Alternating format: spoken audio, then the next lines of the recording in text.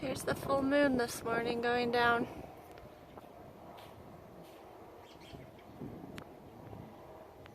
It's so beautiful here.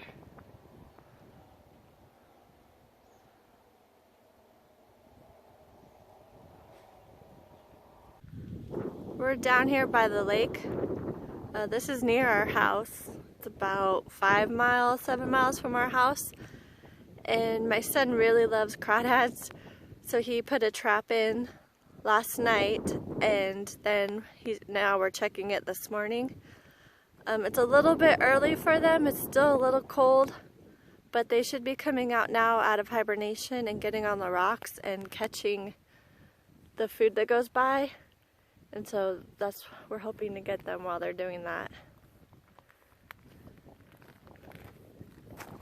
This is a river.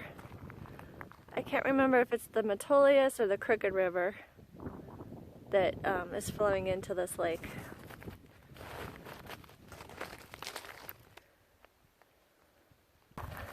Just next week for sure. I'm gonna throw them in again. Let me see. They're coming. Is that little? No. Yeah. And That's a pretty good size. I bet these fishes or not fish, crawfished a lot. This is my garden shed, and it has become a disaster, especially over winter and all the windstorms just shoving the pots in here before they blew away. So I'm going to take the time right now to clean it out and organize it better. So here's the shed this morning. I don't have a way to hang up these shovels.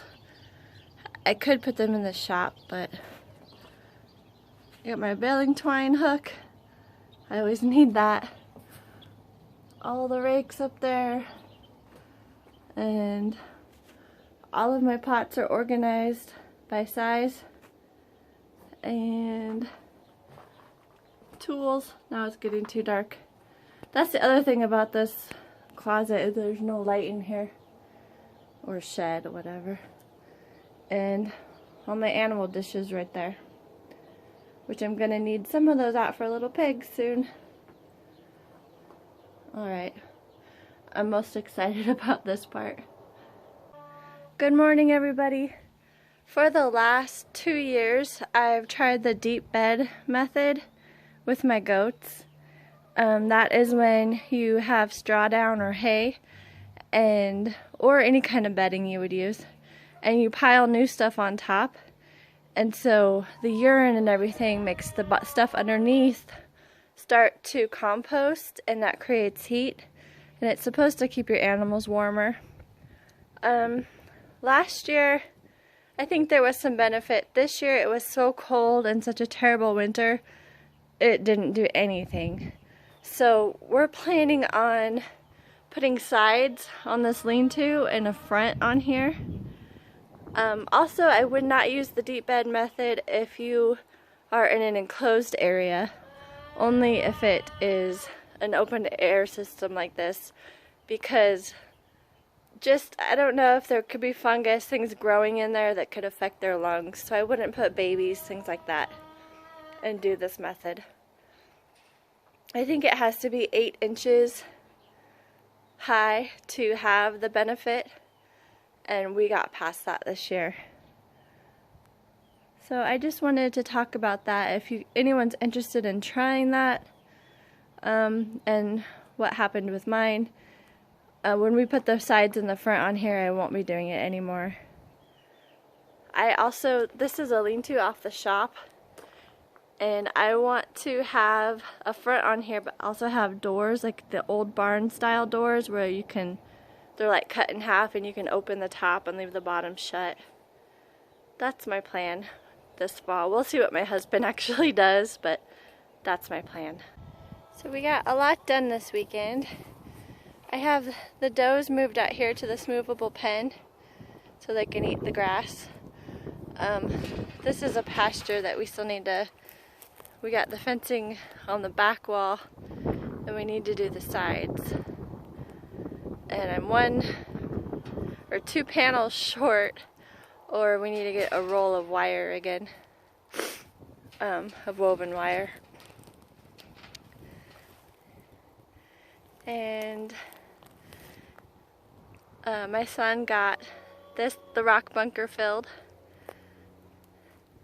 We got the buck goats out here in the pasture, so they're good.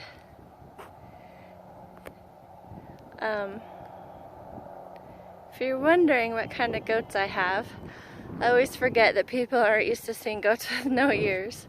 These are La Manchas. They were bred, I've read they were bred in Oregon, which is the state we live in, and also in California, so I'm not sure. But they're Native American. They come from, they said the Spanish left some goats on an island on our coast here, the Pacific coast, and they started breeding, and the no ear gene became dominant. So if you do breed these goats to a goat with ears, then they'll have half an ear.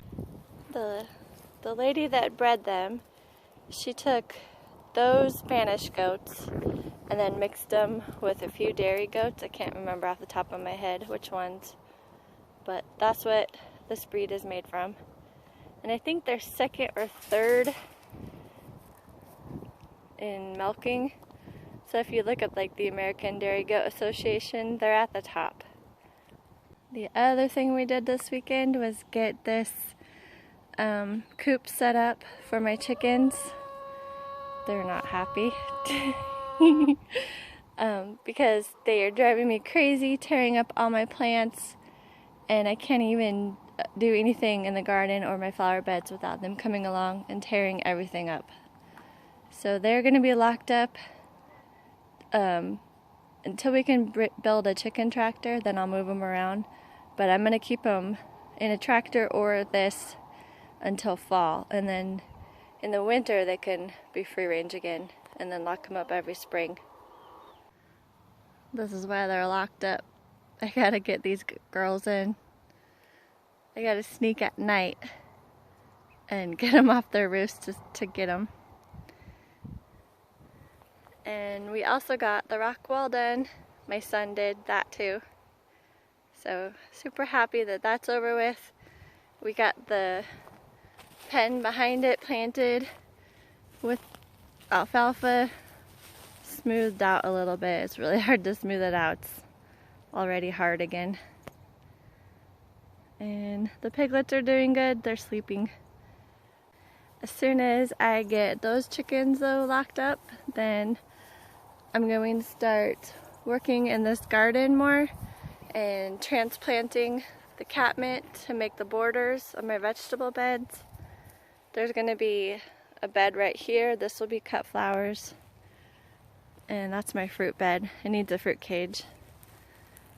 Where I'm walking will be beds.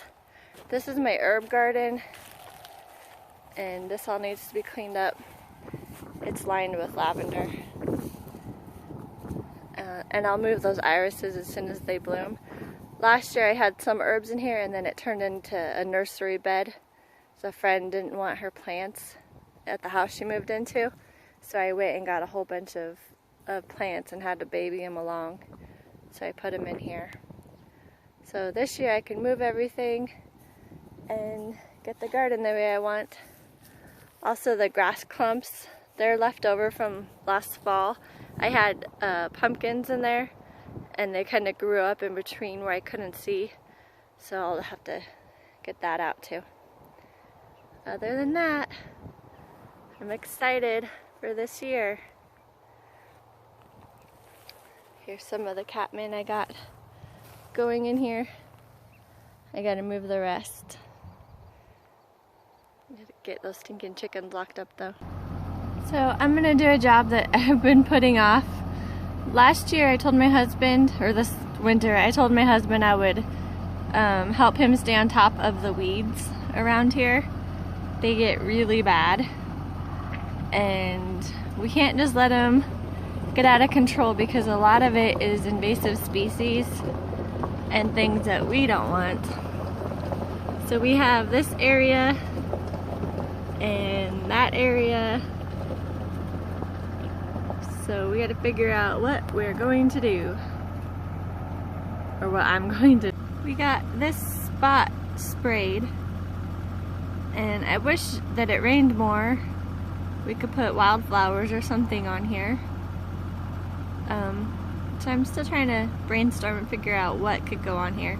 There's no irrigation over here, and most of the time things are super dry, hot, windy, or freezing cold.